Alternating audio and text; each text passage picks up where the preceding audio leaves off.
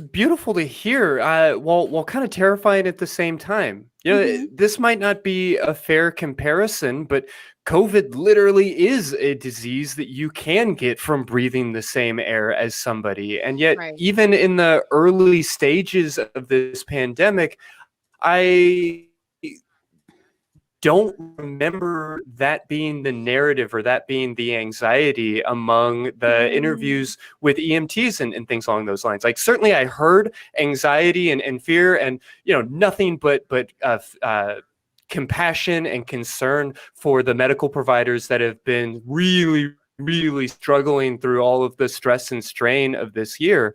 But more to the point, I feel like because HIV so early on was Yeah. labeled as a gay disease, that stigma has just never come off and has always been a piece of how we talk about this concern. And that breaks my heart a little bit. Like, I'd like to think that we live in a more modern world now where people are just in general more compassionate or aware of these things, more scientifically minded and everything else. I can't say that that's true in any kind of meaningful way. Unfortunately. Did you know you can't catch COVID if you have the right vibration frequency? I heard that online. Oh, wow. It's What it's vibration would that be? Like, how uh, many megahertz do you have to be the vibrating at in order for vibration of life and not of COVID. I don't know. I don't Uh, know if but that yeah, depends I on the think one. you're spot on there, Christy. It's always if it affects the other, then somehow it at once is not as big a deal and it is also blown out of proportion, right? like Yeah. like Mhm. Cynthia was saying, it only started getting the attention of government funding when it was revealed that anybody could get it, right? When it was confined to, well, they're not like me, so I'm fine. All of a sudden now it's like, oh, actually, maybe we need to do something about this. But it also was demonized in a way that other viruses have not been. And we're seeing the same with COVID in a way where we're saying, well, why aren't people taking this seriously? Why isn't our government taking this seriously? And you look at the breakdown of who is actually dying from this virus, and Mhm. it is the quote unquote other, right? It's communities of color that are being most impacted by this. Mhm. And suddenly you're like, oh, okay, well, that might not be the full reason, but it's certainly a large part of it. Mhm. Again, Yeah. it's I mean, something that we can push away from ourselves. Yeah, I mean, to your point, we were talking before the show about how in one day, the our governor here was speaking about how it was time to reopen the state and how it was safe to reopen and remove mask mandates and different things. And then a few hours later, A posted few some incendiary comments about illegal immigrants bringing COVID into the state. like It's within that other. hours. It's always the other disease. It's never our disease. And And the second it is, oh, all of a sudden we're then sick. it's something to be then it's something to be cured. It's something to be taken very seriously. Mhm. Yeah.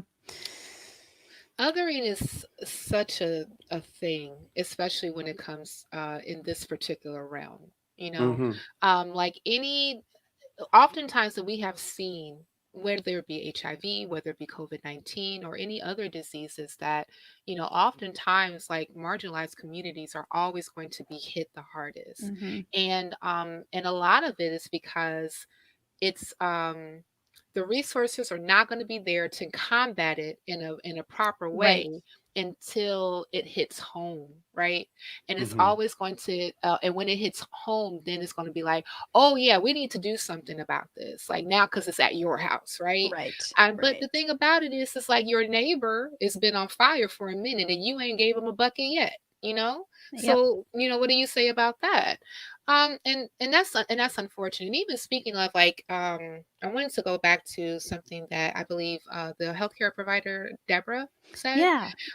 when she was talking about, like, HIV is just one part of me, but it's not all of me, right? So I'm not my status, right? I just happen to be myself who is living with this particular Hmm. disease.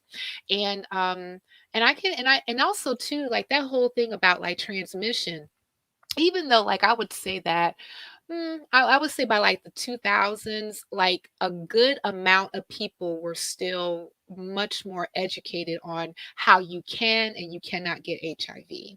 Hmm. But you still saw people actually uh, perpetuating bad information, bad tropes. And I remember specifically when I was a Christian, being in church, and another parish practitioner of Christianity in the church with actually became HIV infected, and they were also living in the closet, even though like there was murmurings and rumors like, yeah, that's what they are. But at the same time, because again of the fear of being ostracized, that they kept it to themselves. And when they became to the point where, yes, they are HIV positive, and to the point where it got to, full-blown AIDS to them, and they actually had to hurry up and get like treated. I remember it was said all over the pulpit, such and such has HIV. And, and this is what God does when you are not practicing his word, and you leaving yourself into the temptations of flesh, and etc etc. I mean, but the worst part about it was there was a nurse that ended up getting up after the pastor, because the pastor called the nurse up and got up and tell them how you need to deal with such and such, and they said, well, you can't hug them, you can't kiss them, you don't even shake their hand, and I'm like, you're a nurse. I mean, at that particular time I was just a college student, but still I was like, you can't get HIV shaking a person's hand or giving them a hug or, anything like that. Why would you say that? Like, you're a whole medical professional. You should know better. And, and then when the person came back after they got released from the hospital, because their immune system was still kind of compromised. And if you were saying don't hug them because of that, fine, but that's not what you guys did, Right. And then after that, the person infected started to say, well, God has delivered me. And let me tell you, I was sleeping with pastors, and I was doing this, and I was just doing that. And I mean, just like this completely continuously, like feeding into this bad well of information, and just making the stigma even worse and worse and worse and worse. And I mean, like, and just this thing, and I just think about that particular person, like, you can't even be your true self being here. And because you could not be your true self, you're even living with this dis-ease now, right?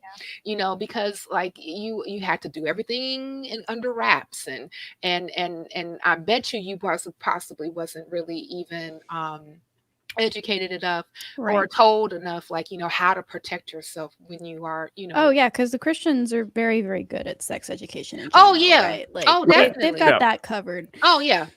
Perfectly, and it's so unfortunate that we're still dealing with this to this very day. Like, are in these particular, religious organizations like that some people go to, and especially if they have like such a, a line about if you are, if you're heterosexual versus if you're homosexual or what have you, and like, and if you're homosexual you're going to hell and this, that, and the third, so they can't even talk about, proper, healthy sexual behavior, because God's going to frown on it, and it's unfortunate. Well, I mean, to draw this to a recent event, I guess you'd call it. So, has anyone else, Christy, Cynthia, have you seen the Facebook page for Psi 10 Bruggencate and what's going on there? I have not. Okay, so no, not familiar. Do you guys know? Okay, so Psi 10 was an apologist, a precept. He's debated Matt Dillahunty and a bunch of other people. He's, kind of obnoxious. But, he's an apologist. What are you going to do? But what he posted something essentially on his Facebook page saying, I have been found, I've realized that I'm guilty of moral failure, and I am turning myself over to my church. I will no longer be allowed to be in a public sphere. So no preaching, no apologetics, no speaking. I'm giving them control of my Facebook. I'm giving them control of I'm deleting my social media. Essentially, he was announcing that he was going to be disappeared. Like, he was just like, okay, bye. Like, I am gone. And he's like, if you have questions, you can reach my church at this address, but like, I will not be talking with anybody. And it was like the setup to a horror movie, first of all. But it was also this idea that, okay, well, what happened? And everybody seems to be like, okay, well, it sounds like it was like some kind of sexual scandal or something. Mhm. But we have no idea if this is like something where he was actually like abusive and a predator, and something where the church is now helping him cover this up, because that's not an apology, right? Like, if he actually hurt people, that's not sufficient. But at the same time, it could be something like, I'm gay, in which case I feel a lot of sympathy for him, because that is treated as something equally bad in a lot of these churches. And so when all sex, everything about sex, especially that correlation between being LGBTQ plus and or being somehow a sexual predator or an abuser, is all lumped together, it Yeah. really makes it difficult to advocate for yourself or for other people, right? Like, it's like, okay, well, do I get mad at this person? Am I worried about this person? Do I feel sorry for them? I don't know, because you just said it was a thing, and that's the blanket kind of umbrella term, and we're supposed to just say, okay, well, I guess we're never hearing from this person again. Wow. That's crazy. Very, very Such strange. strange goings on. It's Yeah. so weird. And like, I really hope, like, I hope he hasn't like hurt anybody. Like, I really, really hope that nobody was injured by this man, Sure. even though he's like bad in other ways. Still, like, I don't know. It's again, it's that inability to talk about things realistically or from a place of solving an Causes issue. very real problems. Yeah. Yes, it does. Yes, it does. I mean, even think about it. Well, Like, I was. Oh, I'm sorry. I'm sorry. Okay, go ahead. Go ahead. yeah, no, I was going to move us to the next chapter. Please finish your thought here. Oh no, I mean, just like to your point, V, about the person who sounds like that they've been disappeared, like all of a sudden, like the men in black just came and swoosh you away. Yeah. Yeah, I mean, like I was even just reading about like a very prominent priest that's here in the city that I live in, where they were accused of sexual misconduct with and it was two brothers that came forward first, who say that they were sexually abused by the priest, I want to say in the 70s. And then and they were getting a lot of backlash because, like I said, like this the priest is very well known. And Right.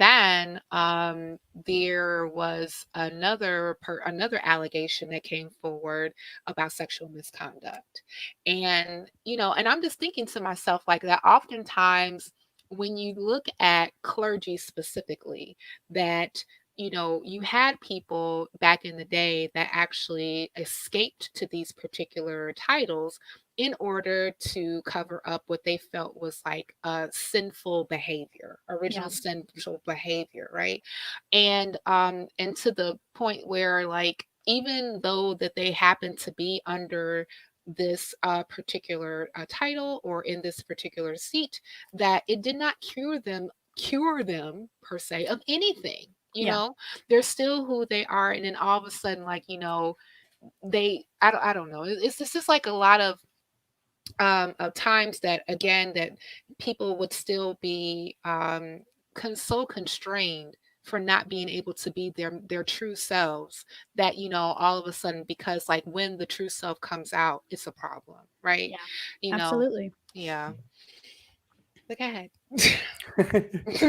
Well, no, I mean we've been talking around it in a lot of ways. The importance of just getting this information out there and feeling comfortable having these kinds of conversations. You've already kind of pointed out.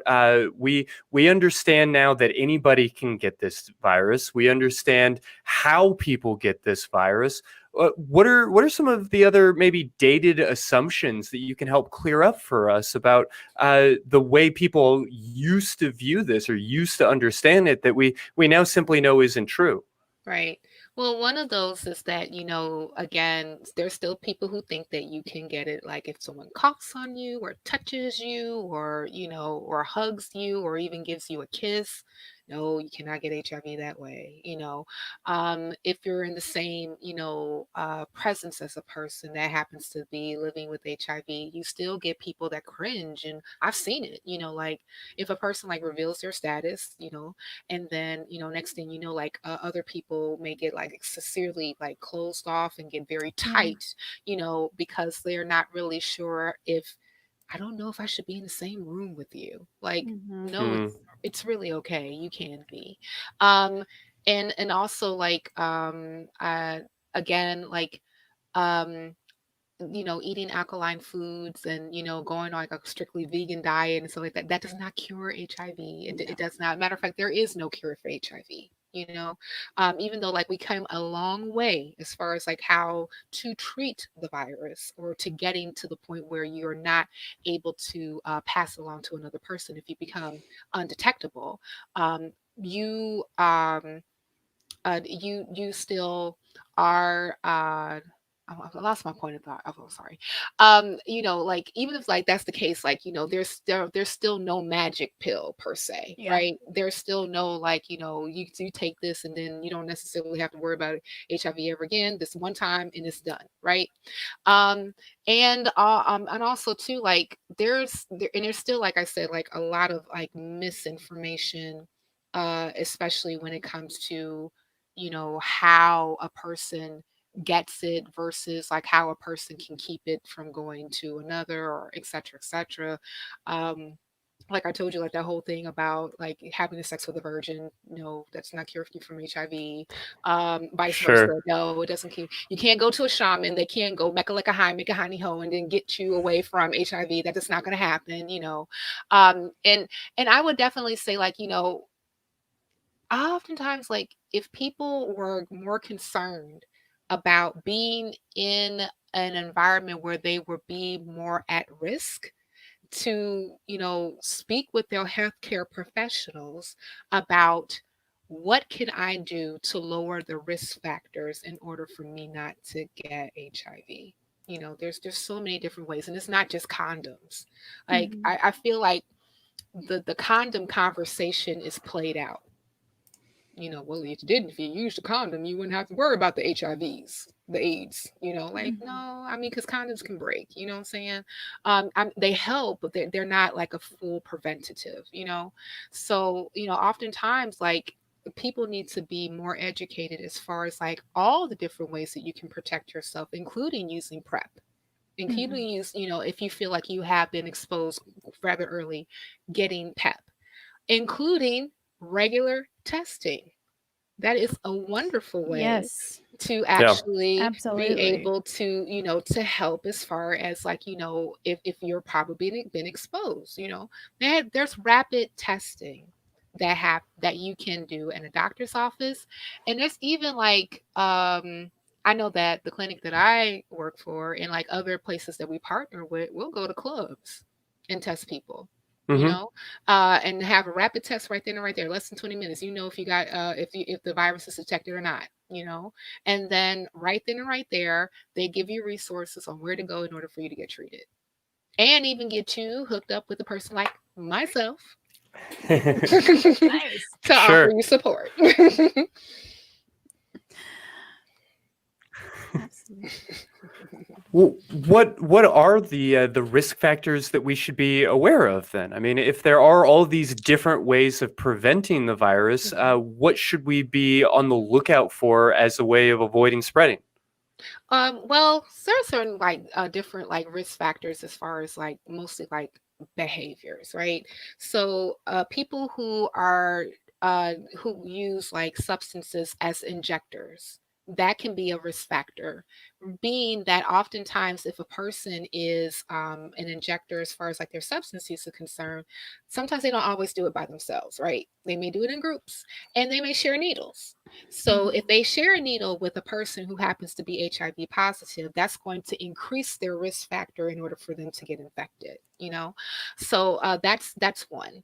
So like oftentimes like you will see like needle exchange programs where people can bring in like dirty needles and then be able to get clean needles in order for them to engage in more what we call like harm reduction, right? Yeah. So that way, you know, one of those particular risk factors may not be as prevalent. You know, another risk factor, oftentimes for people, is anonymous sex. Mm. So, like, oftentimes, like, if they are, you know, one to engage oftentimes with people who they don't know, you know, as far as like, you know, sex is concerned, there is a possibility, especially if you don't have a prophylactic, that you will increase your risk of getting HIV.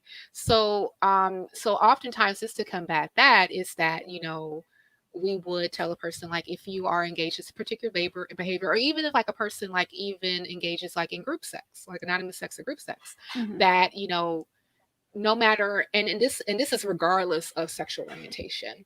Right. If this is a risk, if this is a behavior that you engage in, you should get on PrEP.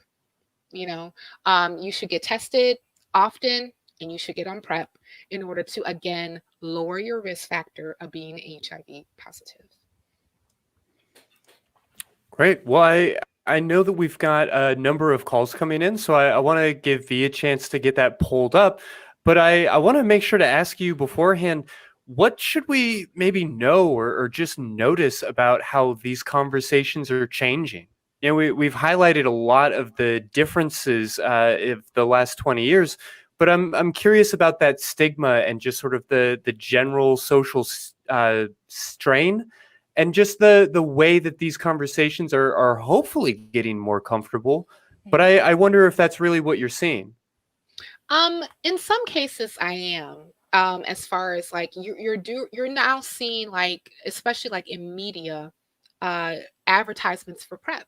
You Mhm. know, for to so that you know you can direct a person in order to get you know treatment for that, and also telling them about different you know patient assistance programs so that your economics is not going to be a barrier in order for you to get on said treatment, right?